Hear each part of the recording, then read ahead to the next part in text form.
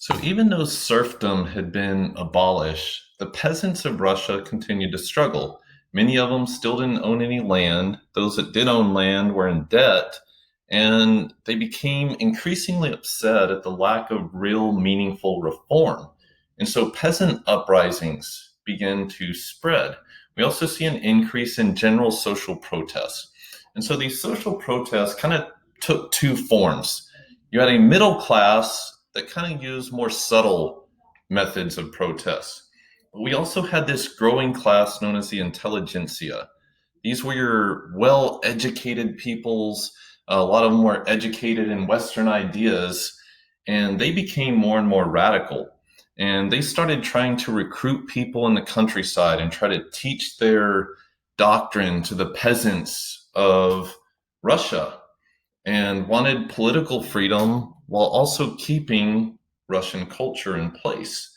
However, over time, they found they weren't really winning the support they had hoped for.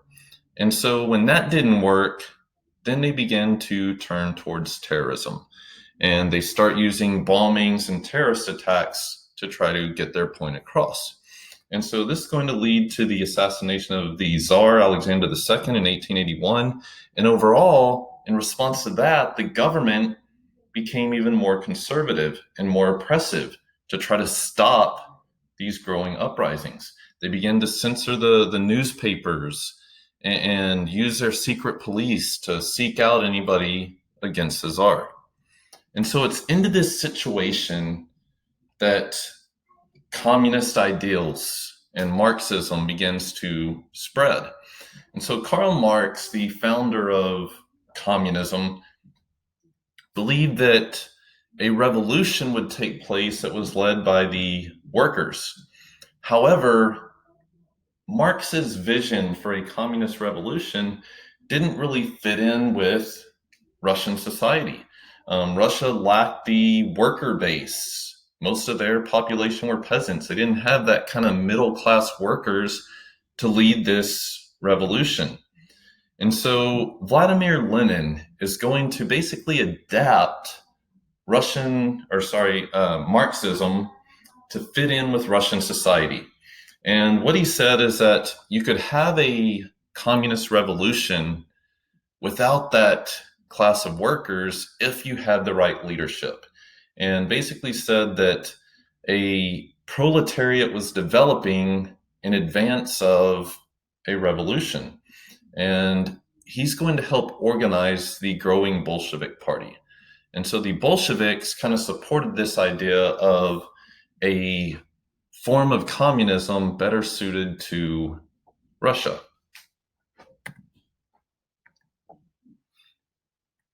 So the Russian Revolution of 1905 was sparked by Russia's defeat in the Russo-Japanese War. Japan had also industrialized, and they come into conflict over territory, and Japan completely annihilates Russia's navy. And this defeat is going to spark these uprisings known as the Russian Revolution in 1905. And massive protests spread. Workers went on strike in major cities across Russia, including St. Petersburg and Moscow. Peasants began to rebel, rise up against their landlords in the countryside. And in response to this, at first, the government tried to use force to put down these uprisings. The Bloody Sunday Massacre, groups of workers in St. Petersburg are fired upon by government troops and completely mow down these unarmed protesters. And so this attempt to put down these uprisings with force really wasn't working very well. And so instead, the government is going to try other measures. And they actually tried to appeal to these protesters. And so the Tsar is going to create the Duma, which was basically kind of a legislature, kind of a parliament, in order to try to appease the people. And temporarily, it kind of worked. And so under this Duma, basically they could kind of make suggestions, but very quickly the Duma lost most of its power. He also issues a series of reforms known as the Stolypin reforms. These were reforms that kind of helped ease some of the burdens on the lower classes. It allowed peasants to buy up more land. It ended those debt payments that were hurting the peasants. And some peasants actually benefited from these reforms. They were able to buy up land and become more successful.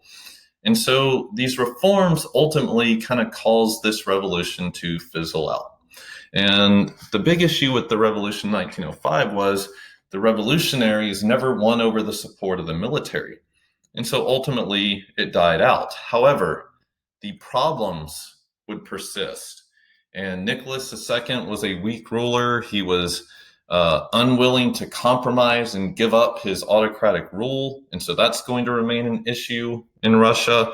We're going to see Russian Marxism continue to expand and become more organized. And we're going to see the peasants and workers continue to be more radicalized. And all of this is going to set the stage for the much larger and ultimately successful Russian Revolution of 1917.